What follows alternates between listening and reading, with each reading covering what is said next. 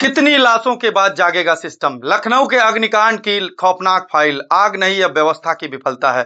आज की शुरुआत किसी आंकड़े से नहीं, किसी सरकार के बयान से नहीं, बल्कि एक मां की उस चीख से करते हैं जो हर अग्निकांड के बाद सुनाई देती है। मेरा बेटा तो सिर्फ पढ़ने गया था, मेरे पति तो सिर्फ होटल में रुके थे, मेरी बेटी तो सिर्फ नौकरी करने गई थी, लेकिन वापस क्या आया? एक फोन कॉल, एक अस्पताल, या फिर एक लाश। दोस्तों, लखनऊ फिर जल गया। लेकिन सच कहिए, क्या सिर्फ लखनऊ जला है, या फिर एक बार फिर इस देश का सिस्टम नंगा हो? पहली बार नहीं, और शायद आखिरी बार भी नहीं।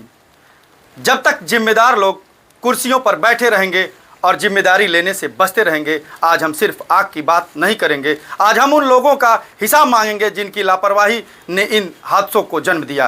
क्योंकि आग खुद नहीं लगती, उसे पैदा किया जाता है भ्रष्टाचार से, मिलीभगत से, नकली निरीक्षणों से और उस मानसिकता से जो कहती है चलता है, लेकिन जब आग लगती है तब सब कुछ चलना बंद हो जाता है, सांसें भी।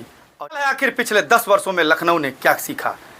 2015 अमीनाबाद मेडिसिन मार्केट, घनी आबादी, सकरी गलियां, शॉर्ट सर्किट, भीषण आग, करोड़ों की दवाइयां, 50 से अधिक दुकानें। फायर ब्रिगेड को अंदर पहुंचने में संघर्ष करना पड़ा। उस समय भी कहा गया था अवैध वायरिंग थी, अग्निशमन व्यवस्था कमजोर थी, बाजारों की सुरक्षा व्यवस्था पर सवाल उठे थे, लेकिन क्या नहीं।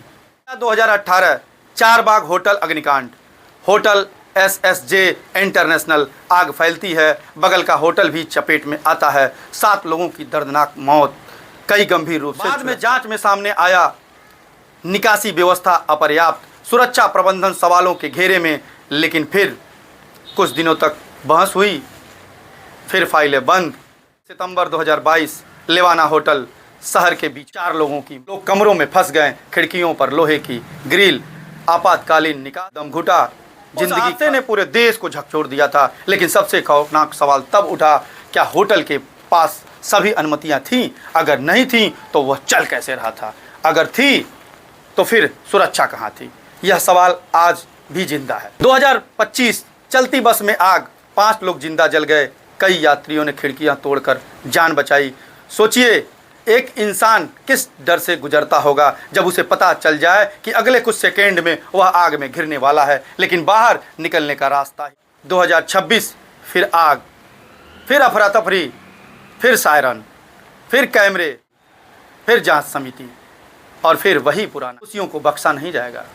लेकिन देश पूछ रहा है, कौन दोषी है? क्या सिर्फ भवन मालिक? क्या सिर्फ प्रबंधक? क्या सिर्फ बिजली का? इस बार सवाल ऊपर तक जाएगा, क्योंकि हर इमारत के पीछे कई विभाग खड़े होते हैं। नगर निगम, विकास प्राधिकरण, फायर विभाग, विद्युत विभाग, जिला प्रशासन और कई बार राजनीतिक संरक्षण भी। तो जब कोई खतरनाक इमारत वर्षों तक चलती रहती है तो जिम्मेदार सिर्फ मालिक नहीं होता, जिम्मेदार वह पूरा तंत्र होता है जो आंखें बंद करके बैठा रहता है। आइए कुछ कड़वे सवाल पूछते हैं फायर विभाग से। सवाल, कितने निरीक्षण हुए? आखिरी निरीक्षण मिली थी या नहीं? अगर मिली थी तो कार्रवाई क्यों नहीं हुई? अगर नहीं मिली थी तो क्या निरीक्षण सिर्फ कागज पर हुआ था? नगर निगम से सवाल, क्या भवन मानचित्र स्वीकृत था? क्या आय उपयोग में वही था जिनके लिए अनुमति दी गई थी, या आवासीय भवन को व्यावसायिक भवन बना दिया गया? जिला प्रशासन से सवाल, क्या आपको शिकायतें मिली थी? क्या किसी ने खतरे की सूचना दी थी? अगर दी थी तो कार्रवाई क्यों? गाँव से सवाल, हादसे के बाद अस्पताल पहुंचना आसान है, लेकिन हादसे से पहले कार्रवाई करना इतना कठिन क्यों है?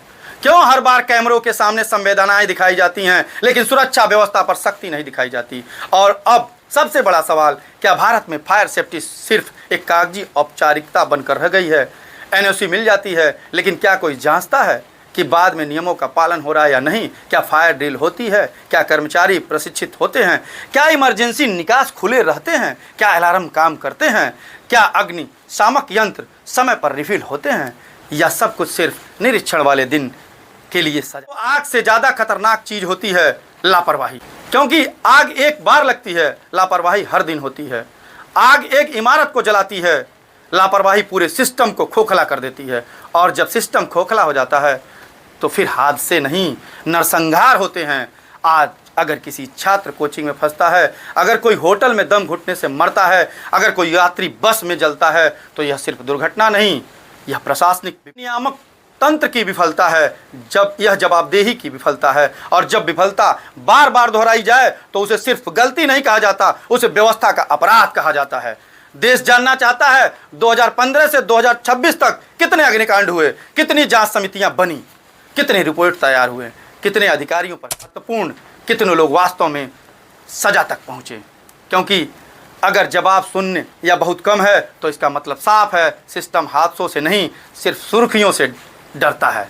आज जरूरत सिर्फ मुआवजे की नहीं, सिर्फ जांच की नहीं, सिर्फ निलंबन की नहीं, जरूरत है आपराधिक जवाबदेही की। जिस अधिकारी ने आंखें बंद की उस पर केस हो, किसने गलत प्रमाण पत्र दिया उस पर तोड़े उस पर केस हो, और जिसने कार्रवाई नहीं की उस पर भी केस हो।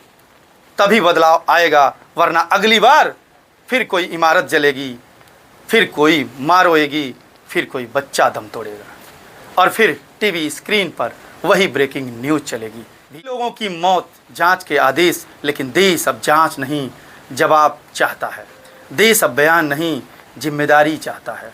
और देश पूछ रहा है कितनी मौतों के बाद जागेगा सिस्टम, कितनी चीखों के बाद खुलेगी फाइलें, और आखिर कब बंद होगा लापरवाही, भ्रष्टाचार और मिलीभगत का यह आग वाला खेल। क्योंकि याद रखिए, आग की लपटें सिर्फ इमारतों को नहीं जलाती, वे सरकारों की दावों को भी जलाती हैं, विभागों की विश्वसनीयता को भी जलाती हैं, और उस भरोसे को भी जलाती हैं जिसके सहारे एक आम नागरिक हर दिन घर से निकलता है। आज लखनऊ पूछ रहा है, कल पूरा देश पूछेगा जिम्मेदार कौन।